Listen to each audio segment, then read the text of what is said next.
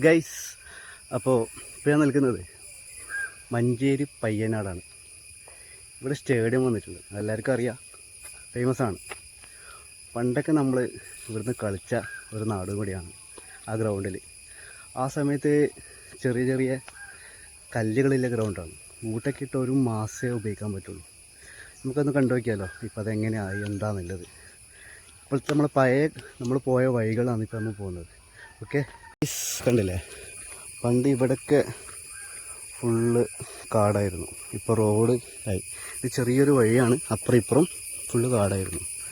ഇപ്പോൾ അവിടത്തേക്ക് റോഡാക്കി. മെയിൻ ഗേറ്റും വഴിയൊക്കെ അപ്പുറത്താണ്. ഇതാണ് നമ്മുടെ പഴയ വഴികൾ. അന്ന് ഇങ്ങനൊന്നും വഴി ഉണ്ടായില്ല കേട്ടോ, ഫുള്ള് കാടായിരുന്നു. ഇപ്പോൾ ഇവിടെ JC വരെ എത്താൻ തുടങ്ങി. ഫുള്ള് വഴിയൊക്കെ മറന്നു പോയിട്ടാ. നമ്മളൊക്കെ ഇതിൽ ഒരുപാട് പോയ വഴികളാണ്. ഇപ്പം മെയിൻ ഗേറ്റ് അപ്പുറത്താണ്, വലിയ വണ്ടിയൊക്കെ പോകും. Task yes.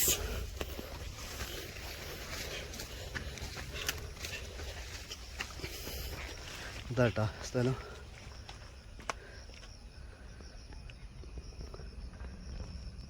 ശരിക്കും വഴി ലോക്കാട്ടാ, ഗേറ്റൊക്കെ അടച്ചിട്ടുണ്ട്. സ്റ്റേഡിയം എത്തി.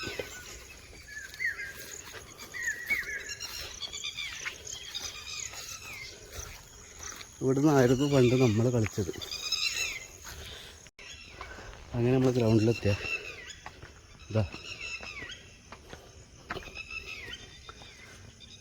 ഇതുണ്ടല്ലേ. പക്ഷെ ആരുമില്ല.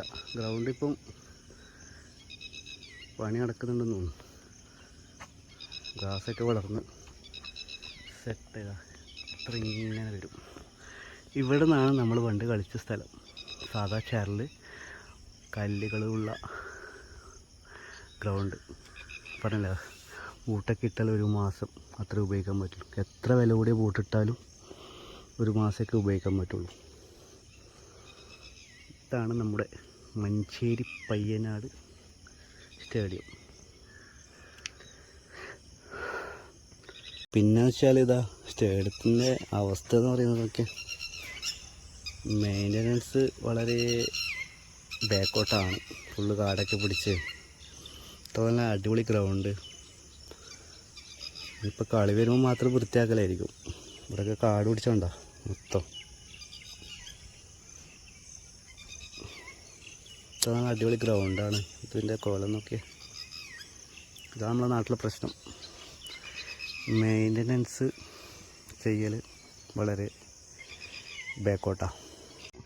എൻ്റെ ബാപ്പാൻ്റെ നാട് ഇവിടെയാണ്, പയ്യനാട് മഞ്ചേരി. ഉമ്മാരെ നാട് കണ്ണൂർ പയ്യന്നൂർ. പൂട്ടിയ. അപ്പോൾ ഗൈസ്, ഇതാണ് മെയിൻ എൻട്രൻസ്. ഇതാണ് റോഡ്. ഇങ്ങനെ വന്ന് ഇതാണ് സ്റ്റേഡിയം. എത്രയോ ഏക്കറുണ്ട്. ഇതാണ് മെയിൻ എൻട്രൻസ്. ഇത് എപ്പോൾ ലോക്കായിരിക്കും. അത് നമ്മൾ വന്ന വഴി, നമ്മൾ പണ്ടേ ഇരുന്ന വഴിയാണ്. ചെറുപ്പം മുതലേ ആ വഴി വന്നിട്ടാണ് നമ്മൾ ഇവിടുന്ന് കളിക്കൽ. ആ വഴിയിലൂടെ നമ്മൾ വന്നത്. ഇത് പുതിയ വഴി, ഗേറ്റും കാര്യങ്ങളും. ഓക്കെ.